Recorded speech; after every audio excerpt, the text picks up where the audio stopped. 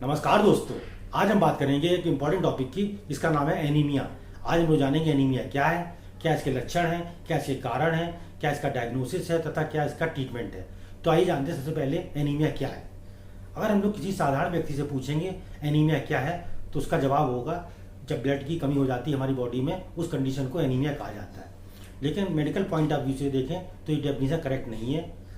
इसमें एनीमिया में क्या होता है, जब हमारे ब्लड में केवल आरबीसी की कमी हो जाती है, उस कंडीशन को एनीमिया कहा जाता है। क्योंकि हमारे ब्लड में आरबीसी के अतिरिक्त बहुत सारी चीज़ें पाई जाती हैं, जैसे डब्ल्यूबीसी है, प्लेटलेट्स है, प्लाज्मा है, पर इनकी कमी के कारण एनीमिया नहीं होता है। इसलिए केवल एनीमिया कंडीशन क्या होती है, deficiency of RBC in blood is called anaemia. Anaemia में अगर आप देखें, हमारे जो ब्लड का मुख्य तत्व है आरबीसी है, उसकी कमी हो जाती है। उसके कारण से हमारे बॉडी के ऑर्गन्स हैं, उनमें ऑक्सीजन कैरिंग कैपेसिटी काफ़ी कम हो जाती है। आरबीसी का मुख्य तत्व होता है हीमोग्लोबिन। हीमोग्लोबिन अगर आप देखें, ये दो वर्ड से मिलकर बना हुआ है, हीम प्लस ग्लोबिन। हीम का मतलब होता है आयरन और ग्लोबिन होता है प्रोटीन। जब हमारे ब्लड में हीमोग्लोबिन का परसेंटेज काफ़ी कम हो जाता है, उस कंडीशन में एनीमिया देखने को मिलता है। हीमोग्लोबिन का मुख्य कार्य होता है transport of respiratory gases. Transport of respiratory gases में हम लोग ऑक्सीजन लेते हैं तथा कार्बन डाइऑक्साइड को बाहर निकालते हैं। तो ब्लड में जो गैसों का आदान प्रदान है वो हीमोग्लोबिन के कारण होता है।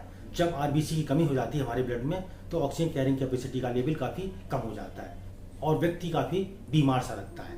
तो ये थी हमारी सामान्य जानकारी एनीमिया की। अब हम बात करते हैं एनीमिया के टाइप्स की। एनीमिया के अगर वैसे आप देखें तो लगभग 400 प्रकार का एनीमिया पाया जाता है। यहाँ पर हम लोग केवल इंपॉर्टेंट टाइप्स की बात करेंगे।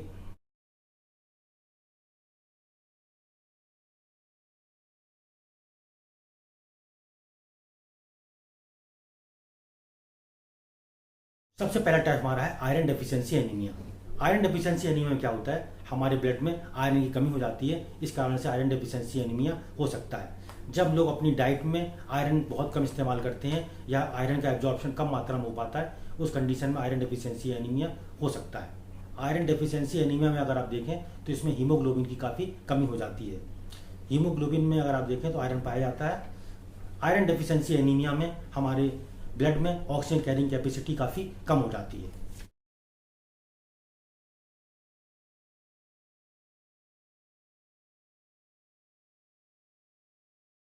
नेक्स्ट है हमारा है मेगेलोब्लास्टिक एनीमिया। मेगेलोब्लास्टिक एनीमिया में अगर आप देखें, इसमें 3 वर्ड होते हैं, mega plus blast plus anaemia. Mega मतलब होता है लार्ज, ब्लास्ट का मतलब होता है डिस्ट्रॉय हो जाना, और एनीमिया मतलब ब्लड की कमी।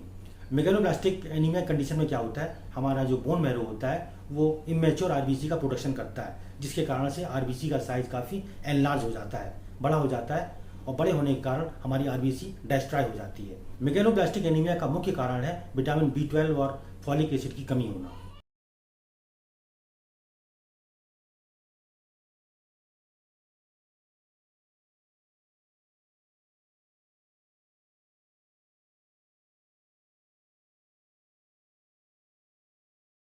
नेक्स्ट हमारा सिकिल सेल एनीमिया।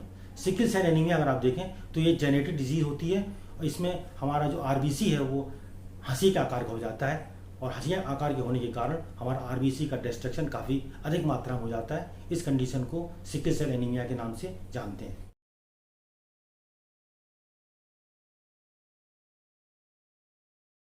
नेक्स्ट हमारा ए प्लास्टिक एनीमिया। ए प्लास्टिक एनीमिया को बोन मैरो एप्लेसिया के नाम से भी जाना जाता है।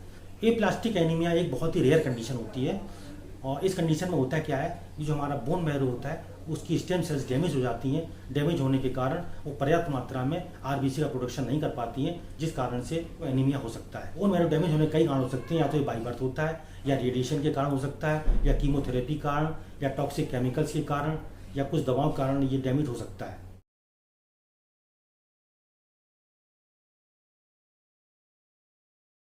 नेक्स्ट टाइप है हमारा परनीसियस एनीमिया।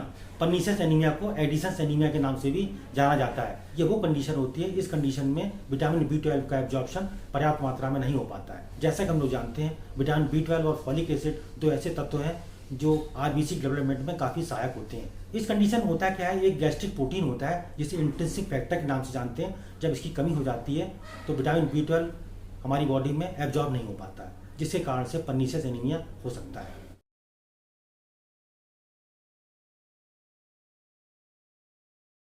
हमारा नेक्स्ट टाइप है हीमोलाइटिक एनीमिया। हीमोलाइटिक एनीमिया में अगर आप देखें, इसमें दो वर्ड होते हैं, हीम प्लस लाइसिस। हीम का मतलब होता है आयरन और लाइसिस मीन होता है ब्रेक डाउन। इस कंडीशन होता है क्या है कि आरबीसी का प्रोडक्शन उतनी मात्रा में नहीं हो पाता है जितनी मात्रा में डिस्ट्रक्शन होता है।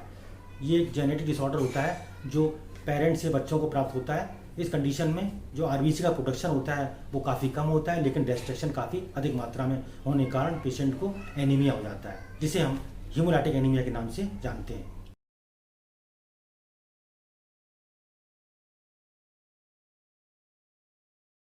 हमारा नेक्स्ट टाइप है थैलेसीमिया।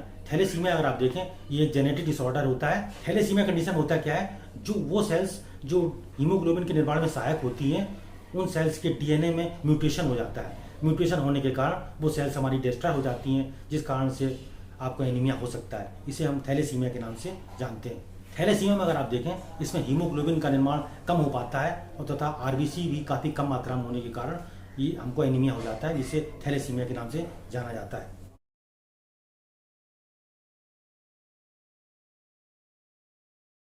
नेक्स्ट टाइप हमारा है नॉर्मोक्रोमिक एनीमिया। इसमें आरबीसी का जो शेप होता है वो नॉर्मल रहता है और तथा आरबीसी का जो कलर रेड होता है वो भी बिल्कुल नॉर्मल रहता है। नॉर्मोक्रोमिक एनीमिया का मुख्य कारण है क्रोनिक डिजीज। यदि किसी पेशेंट को कैंसर है या रूमेटॉइड अर्थराइटिस है या किडनी डिजीज है, उस कंडीशन में पेशेंट को नॉर्मोक्रोमिक एनीमिया हो सकता है।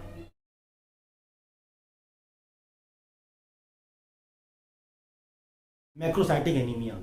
मैक्रोसाइटिक एनीमिया में क्या होता है, इसमें हमारा आरबीसी साइज काफ़ी बड़ा रहता है।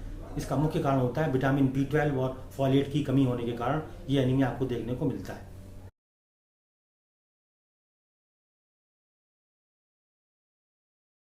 नेक्स्ट हमारा माइक्रोसाइटिक एनीमिया। इसमें आरबीसी का साइज काफ़ी छोटा होता है, जिस कारण से आरबीसी हमारी डिस्ट्रॉय हो जाती है। इसका मुख्य कारण होता है आयरन की कमी होना।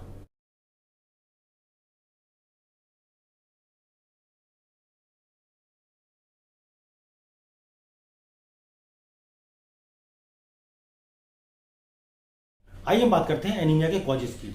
एनीमिया के तीन मुख्य कारण होते हैं। सबसे पहला कारण हमारा होता है ब्लड लॉस। यदि हमारे शरीर में ब्लड की कमी हो जाती है, उस कंडीशन में भी एनीमिया हो सकता है। नंबर दूसरा है जब आपकी बॉडी में आरबीसी का प्रोडक्शन कम मात्रा में होता है, उस कंडीशन में आपको एनीमिया हो सकता है। और थर्ड हमारा जो मुख्य कारण होता है destruction of RBC in blood. जब आपके ब्लड में आरबीसी नष्ट होना काफ़ी अधिक मात्रा में हो जाती है, उस कंडीशन में भी एनीमिया देखने को मिलता है। इसके कुछ अन्य कारण भी हैं, जैसे जब कोई व्यक्ति अपने खाने में आयरन की मात्रा कम लेता है, उस कंडीशन में पेशेंट को एनीमिया हो सकता है। नेक्स्ट कारण हमारा है जब आपके ब्लड में विटामिन B12 तथा फॉलिक एसिड की कमी हो जाती है, उस कंडीशन में भी एनीमिया देखने को मिलता है। विटामिन B12 और फॉलिक एसिड का योगदान हमारे आरबीसी के डेवलपमेंट में बहुत ज़्यादा है। अगर इन दोनों की कमी हो जाती है तो आरबीसी हमारी डेवलप नहीं हो पाती है। नेक्स्ट कारण हमारा है मल न्यूट्रिशन। यदि कोई पेशेंट कुपोषण का शिकार है, उस कंडीशन में पेशेंट को एनीमिया हो सकता है। नेक्स्ट कारण हमारा है एक्सीडेंट। यदि किसी के पेशेंट का एक्सीडेंट हो गया है और काफ़ी ब्लड बह गया है, उस कंडीशन में भी पेशेंट को एनीमिया हो सकता है। नेक्स्ट कारण है हमारा हेमरेज। यदि आपकी बॉडी से बहुत अधिक मात्रा में ब्लड बह गया हो, उस कंडीशन में भी पेशेंट को एनीमिया हो सकता है। नेक्स्ट कंडीशन है हेमराइड्स या पाइल्स। यदि किसी पेशेंट को खूनी बवासीर है, उस कंडीशन में पेशेंट को एनीमिया हो सकता है। बहुत सारी गैस्ट्रोइंटेस्टाइनल ट्रैक्ट की प्रॉब्लम्स होती हैं, उसके कारण से भी आपको एनीमिया देखने को मिलता है। जैसे आपकी गैस्ट्राइटिस हो जाए किसी पेशेंट को, या इंटेस्टाइन में अल्सर हो जाए, या इंटेस्टाइन का कैंसर हो जाए, उस कंडीशन में भी आपको एनीमिया देखने को मिलता है। जब कोई पेशेंट सर्जरी कराता है, उसके बाद भी पेशेंट को एनीमिया हो सकता है। जब कोई पेशेंट NaSAID का ड्रग्स का यूज करता है, उस कंडीशन में भी पेशेंट को एनीमिया हो सकता है। जब किसी व्यक्ति ने ब्लड का डोनेशन किया है, उस कंडीशन में भी पेशेंट को एनीमिया हो सकता है। बहुत सारी डिजीज़ हैं, उनके कारण भी एनीमिया आपको देखने को मिलता है। जैसे किडनी डिजीज़ है, किसी पेशेंट को डायबिटीज़ है या हाइपोथायराइडिज्म की शिकायत है, उस कंडीशन में एनीमिया आपको देखने को मिल सकता है। यदि किसी पेशेंट को हीमोफीलिया की प्रॉब्लम है, उस कंडीशन में एनीमिया आपको देखने को मिल सकता है।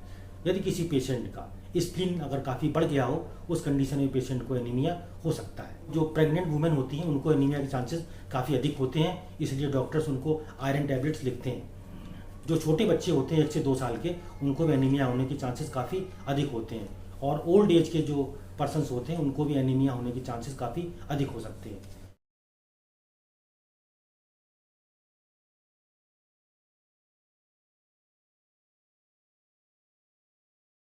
अब हम बात करते हैं एनीमिया के साइन सिम्टम्स की। एनीमिया के आपको निम्नलिखित साइन सिम्टम्स देखने को मिल सकते हैं। पहला साइन सिम्टम एनीमिया का है डिजीनेस। पेशेंट को काफ़ी चक्कर फील होता है, पेशेंट काफ़ी बीमार सा लगता है देखने में, पेशेंट की जो त्वचा है आपको हल्की वो पेल टाइप की, पीली टाइप की दिखाई देगी या वाइटिश दिखाई देगी। पेशेंट का जो है हार्ट रेट काफ़ी बढ़ जाता है, पेशेंट का श्वसन दर भी काफ़ी बढ़ जाता है। इसको टैकीकार्डिया और टैकीनिया के नाम से जानते हैं हम लोग। पेशेंट के चेस्ट में पेन, पेशेंट के पेट में दर्द, पेशेंट के जॉइंट्स में पेन बना रहता है। जो बच्चे होते हैं उनकी ग्रोथ नहीं हो पाती एनीमिया के कारण। जिन पेशेंट्स को एनीमिया होता है उनके हाथ और पैर ठंडे रहते हैं, पेशेंट को काफ़ी कमजोरी रहती है, पेशेंट को काफ़ी थकान रहती है, पेशेंट को काफ़ी बेचैनी फील होती है, पेशेंट में आपको शॉर्टनेस ऑफ ब्रीथ देखने को मिलता है, पेशेंट में काफ़ी चिड़चिड़ापन आपको देखने को मिल सकता है।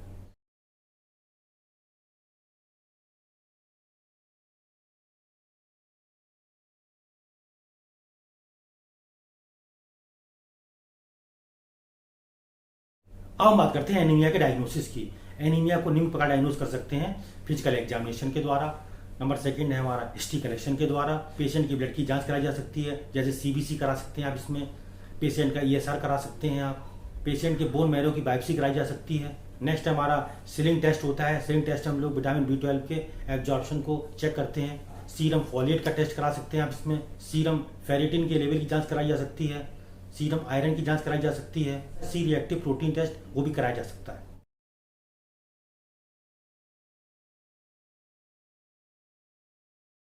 अब हम बात करते हैं एनीमिया के ट्रीटमेंट की।